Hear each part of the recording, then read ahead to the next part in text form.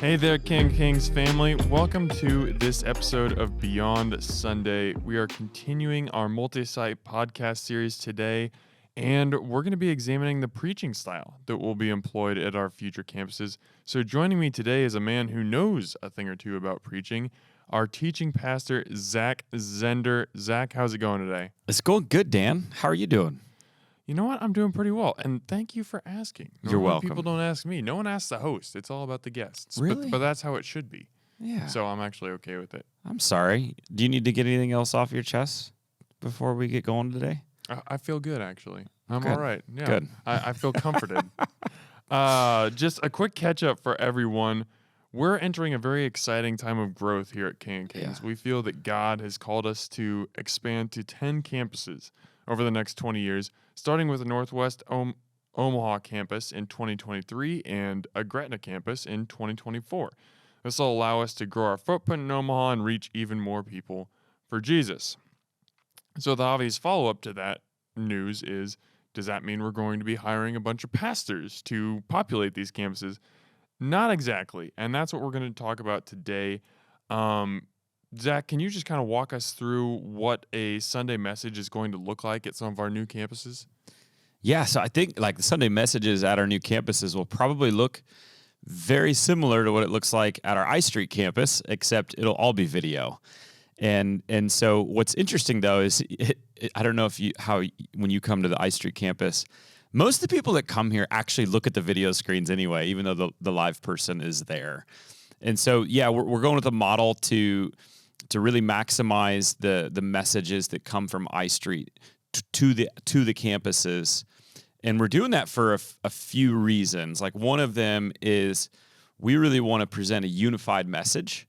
We're one church in different places, but we're still one church. And so by having one preacher each Sunday, it kind of brings a sense of unity across all campuses. And we want to maintain that. We really believe that we are better together and we need one another. And so this is one of those ways we can keep a unified message. A couple other pieces too, though, is like we're living in a digital age. And so one of the things we're going to be doing in this is putting a lot of emphasis on creating really great video content. And so that video content will not only help live at I Street, it'll help live at the campuses as they're watching the sermons, which will feel live, by the way. They'll feel very live because they are. It's just coming from a few minutes away.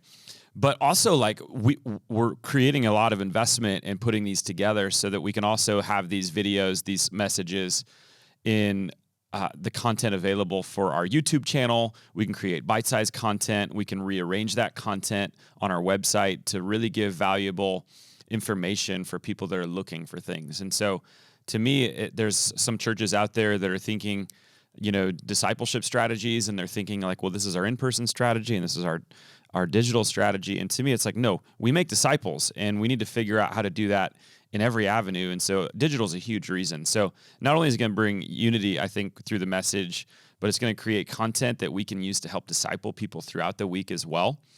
And the other piece too that I think is just really exciting is we're going to be able to then replicate this and do this in a way that doesn't demand for us to go out and hire a bunch of, like you said, new pastors because in truth, in our nation, there's a shortage of pastors. And in our denomination, there's an even bigger shortage of pastors. And so this allows us to kind of help the curve with that a little bit, to be able to say, hey, we're gonna continue to grow God's kingdom, but we're also gonna be wise stewards with how we're doing that. And so we're gonna kind of keep that at central. Plus, I mean, not to toot your own horn, but I think we've got a very good team of teaching pastors here between yourself, Greg Griffith, Mike White, and your dad, Mark Zehnder, when we get the blessing of having him in-house too. So it's not that there aren't other great pastors out there that we could hire and talk to, but it's kind of like, well, we have really good people already. Let's just utilize them even more. And that's a piece of it too. We have a great team that we've assembled, and so that's awesome. And the other side of it too, it's a stewardship thing. And I can't speak for all the teachers on our team, but as far as exactly how much time, but I can tell you, like for me, I'm spending minimum 15 hours, probably closer to 25 hours every single time I preach. And so if we're going to ask multiple preachers at multiple campuses to all prepare messages, then that's less hours for us to be doing other ministry, when if we've already got a unified message and a solid teaching team that can then invest in the time to put a message together, that feels like a win from a lot of angles, from the pastor shortage, but also just from the time investment. And that's what I love about our teaching team here, and the way Pastor Greg has it as well, is a lot of times as the teacher or preacher, we really kind of own, if you will, a whole series. So it might be 4 or 5 weeks in a row, or even 6 in some cases in a row. And I love that, because it gives me the ability personally to spend a few months getting ready and really to create a unified experience for that whole period of time, as opposed to just sort of bouncing in and out, every week, and having to kind of, take what some person did over here and add to it, and then figure out how to then bring it in the next week. It creates this really great opportunity if we're spending all this time creating this content, and we have a really solid teaching team. I think it's really wise stewardship. So it's pretty awesome. Yeah. I want to touch on that unity aspect a little bit more, because I think that that's something that's so important, and it's something that some people have expressed a little bit of concern about. Is, hey, if we've got 2 locations, 3 locations, 4 locations, isn't it just going to feel like 3 or 4 separate churches?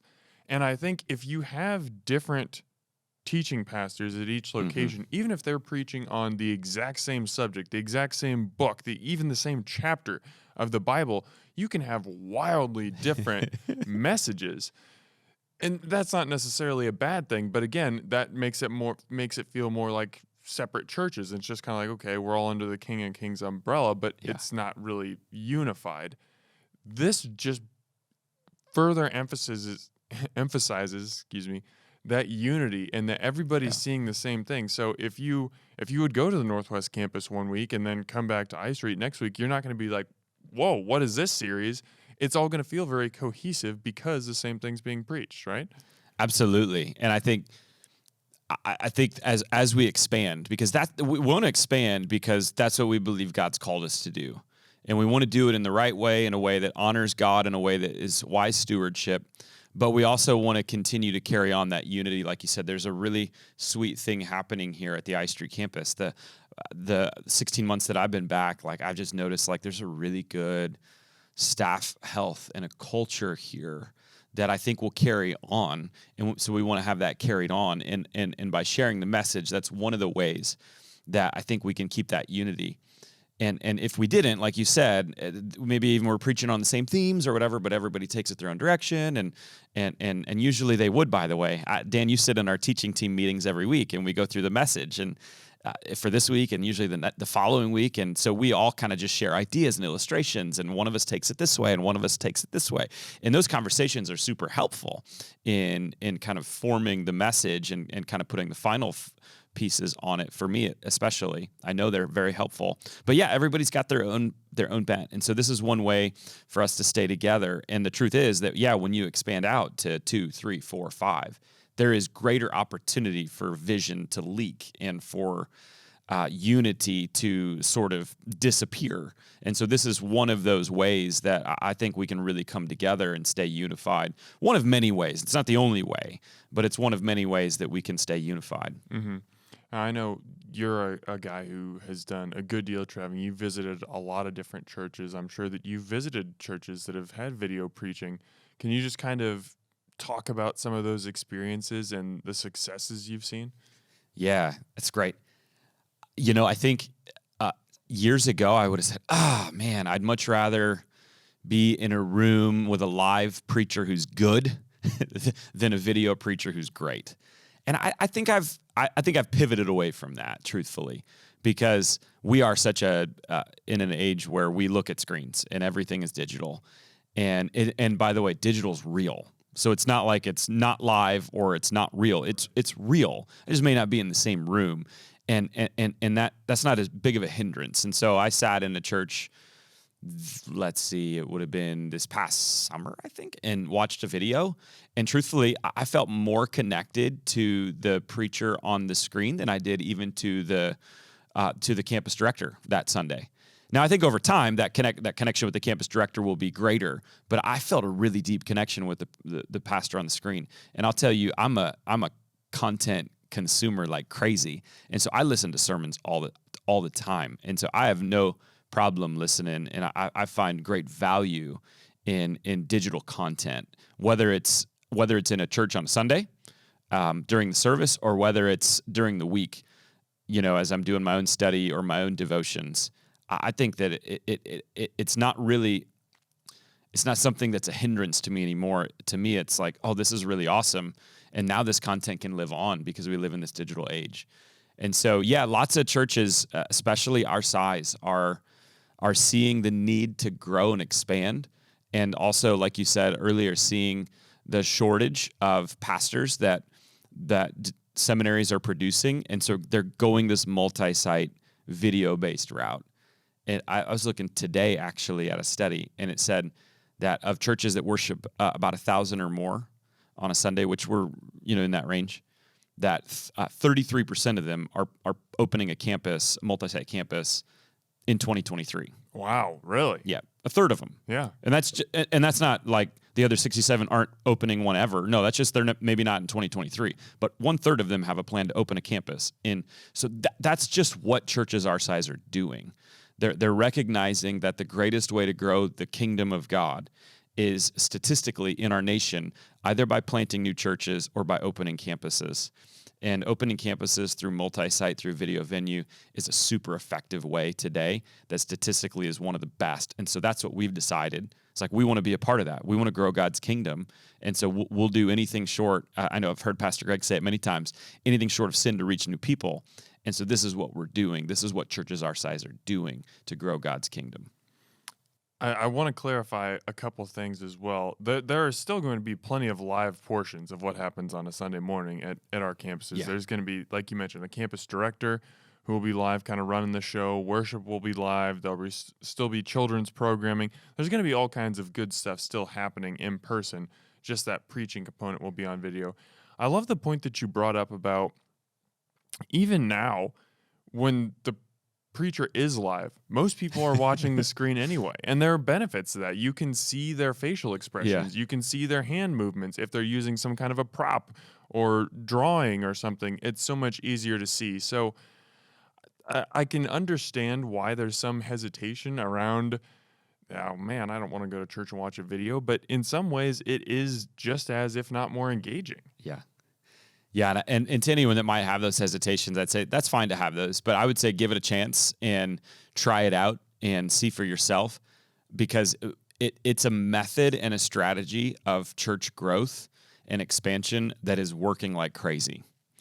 And so we want to be a part of looking at, again, using our finances and stewarding them well, and also having the lens and the eyes to look at what's happening in our nation and world, and say what's a wise use of how to grow a church and what's working, and do we have the right people for that? And that's another huge piece of this is we feel like we have the right people for this model.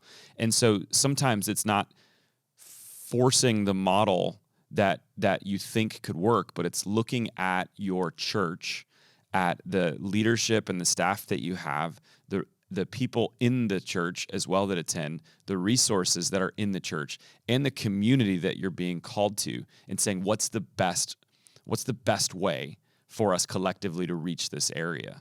And like all of this lines up really well with our strengths here at King of Kings.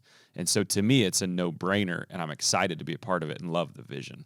I agree. It's all very exciting, and it's just great to see it all starting to come together. On that note, we're going to conclude this episode of Beyond Sunday. Be sure that you're subscribed to the Beyond Sunday feed so you get all our multi-site episodes, along with Beyond Sunday Sermons with Mike White and the Greg Griffith Leadership Podcasts on your favorite podcast provider as soon as they drop. Thank you for listening, King and Kings, and let's keep moving our faith lives beyond Sunday.